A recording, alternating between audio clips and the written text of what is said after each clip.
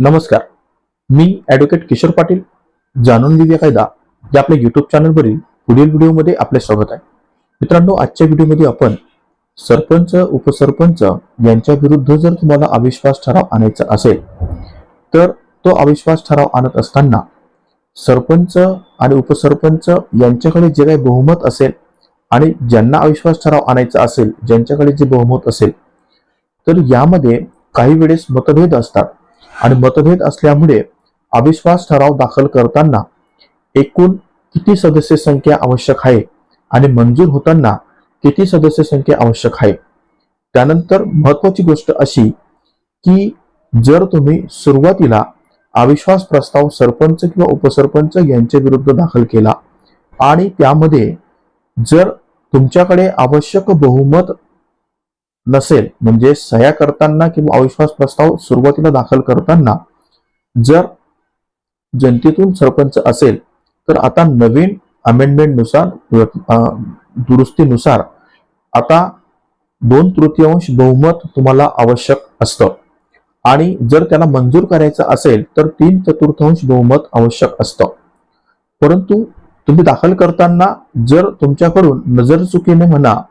किंवा निष्काळजीपणाने म्हणा कमी बहुमताच्या अविश्वास ठरावाचा प्रस्ताव दाखल केला गेला तर अशा परिस्थितीत तुम्हाला दुसरा अविश्वास ठराव हा लगेच दाखल करता येतो का, याचं कायदेशीर उत्तर आजच्या व्हिडिओतून आपण घेणार आहोत.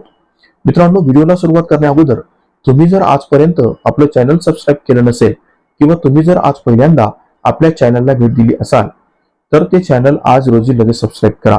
जेणेकरून मी देत असलेली कोणतीही नवनवीन अपडेट ही तुम्हाला वेळोवेळी देत राहील. मित्रांनो, एक गोष्ट लक्षात घ्या की सरपंच आणि उपसरपंच यांच्या विरुद्ध जेव्हा आपण अविश्वास प्रस्ताव दाखल करतो तर मी मगाशी सांगितल्याप्रमाणे तुमच्याकडे बहुमत हे कायद्याने आवश्यक असतं. जर ते बहुमत नसेल तर तुम्ही जे काही अविश्वास प्रस्ताव दाखल केला असेल कमी बहुमतानुसार तर विशेष सभा ही रद्द केली जाते आणि विशेष सभा रद्द झाली म्हणजे तुम्हाला नवीन अविश्वास प्रस्ताव दाखल करता येईल का, याचं उत्तर मुंबई उच्च न्यायालय यांनी एका प्रकरणात दिलं. हा जो अनुभव आहे हा अनुभव मी एका केसमध्ये स्वतः घेतलेला आहे, ज्यामध्ये उपसरपंचांविरुद्ध अविश्वास प्रस्ताव हा दाखल करण्यात आला आणि त्यामध्ये देखील अशी परिस्थिती होती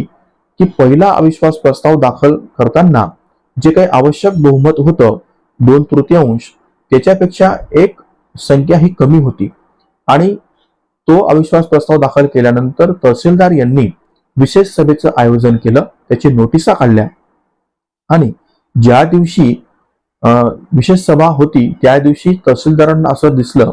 की यामध्ये गणपूर्ती होत नसल्यामुळे किंवा आवश्यक बहुमत होत नसल्यामुळे ती सभा रद्द झाली. परंतु त्यांनी लगेच दुसरा अविश्वास प्रस्ताव दाखल केला, परंतु तो दाखल करत असताना त्यांनी 2/3 बहुमताची संख्या विचारात घेऊन त्याच्यावर 2/3 बहुमत जी काही संख्या होती त्यांच्या प्रत्येकाच्या सह्या त्यावर घेतल्या आणि त्याला तहसीलदार यांनी स्वीकारून परत विशेष सभेचं आयोजन केलं. आता या प्रकरणाला जी काही नोटीस काढण्यात आली होती या नोटिसीला उपसरपंचाने जिल्हाधिकारी यांच्याकडे 35(3) खाली अपील केलं. अपील केल्यानंतर त्यामध्ये जे काही ज्या सदस्यांनी अविश्वास प्रस्ताव आणला होता त्यांना देखील नोटिसा काढण्यात आल्या. ज्या तहसीलदार यांनी विशेष सभेची नोटीस काढली होती त्यांना देखील नोटीस काढण्यात आली आणि यामध्ये संबंधित वकिलाने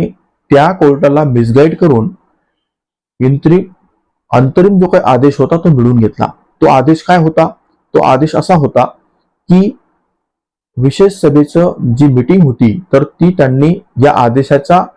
निकाल होई पावेतो, या अर्जाचा निकाल होई पावेतो स्थगित ठेवण्यात आला आणि त्यानंतर आपण स्वतः त्यामध्ये अपीअरन्स दिलं आणि अपीअरन्स दिल्यानंतर त्यामध्ये न्यायालयाला या गोष्टी पटवून सांगितल्या की 35(3) हे कधी उपयोगात आणता येऊ शकतं किंवा 35(3) खाली संबंधित उपसरपंचाला अधिकार कधी आहे आणि त्याचबरोबर 35(3) खाली संबंधित जिल्हाधिकारी यांना अधिकार कधी आहे किंवा त्यांना अर्ज दाखल करण्याचा अधिकार आहे का, या सर्व गोष्टींचं स्पष्टीकरण त्या जिल्हाधिकाऱ्यांसमोर केलं आणि त्यामध्ये मुंबई उच्च न्यायालयाचा संदर्भ घेतला.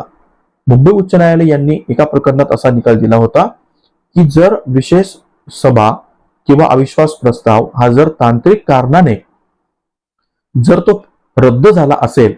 तर त्याला फेटाळणं म्हणता येणार नाही. कारण कायद्यामध्ये अविश्वास प्रस्ताव रद्द होणं आणि तो फेटाळणं या दोन्ही वेगवेगळ्या संकल्पना आहेत. यामध्ये सांगत असताना न्यायालयाने असं सांगितलं की अविश्वास प्रस्ताव रद्द होणं म्हणजे तुमच्याकडे जर आवश्यक बहुमत नसेल तर अशा परिस्थितीत त्या सभेची मीटिंग न घेता ती जी सभा आहे तर ती रद्द केली जाते. आणि अविश्वास प्रस्ताव फेटाळणं म्हणजे ज्या दिवशी तुम्ही विशेष सभेचं आयोजन करतात, विशेष सभेचं आयोजन करत असताना ज्यावेळेस प्रोसिडिंग केली जाते,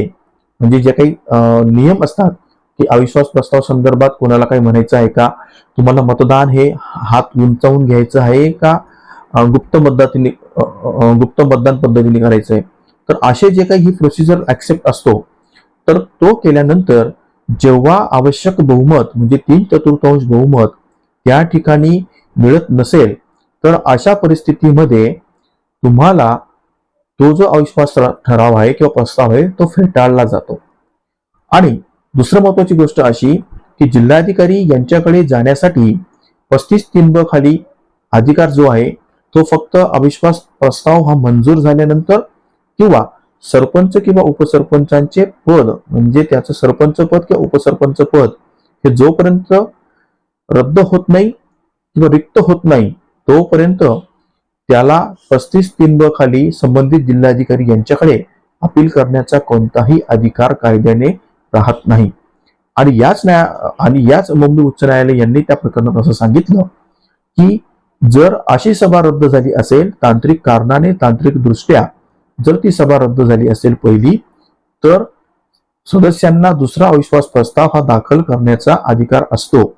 कारण कायद्याच्या दृष्टीने जी सभा ही रद्द झाली ती कधी झालीच नाही, नॉन इस्ट म्हणजे नॉट इन एक्झिस्टन्स असा त्याचा अर्थ कायद्याने घेतला. आणि अशा परिस्थितीमध्ये त्या सदस्यांना दुसऱ्यांदा अविश्वास प्रस्ताव दाखल करण्याचा अधिकार हा प्राप्त होतो. त्यामुळे तुमच्या बाबतीत जर काही अशी परिस्थिती असेल की पहिल्या वेळेस तुम्ही अविश्वास प्रस्ताव दाखल केला परंतु त्यावर आवश्यक बहुमत म्हणजे 2/3 बहुमत नसेल आणि त्यामुळे जर ते किंवा तांत्रिक कारणामुळे जर ती सभा रद्द झाली असेल तर अशा परिस्थितीत तुम्हाला लगेच दुसऱ्या दिवशी किंवा सेम डे तुम्ही दुसरा अविश्वास प्रस्ताव दाखल करू शकता. तर मित्रांनो, आजचा व्हिडिओ तुम्हाला कसा वाटला ते जरूर कळवा. तुम्हाला जर हा व्हिडिओ आवडला असेल तर याला जास्तीत जास्त लोकांपर्यंत शेअर करा.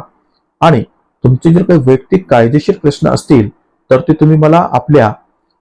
डिस्क्रिप्शन बॉक्समध्ये दिलेल्या संपर्क नंबरवर संपर्क करून सशुल्क सल्ला देखील घेऊ शकतात. धन्यवाद.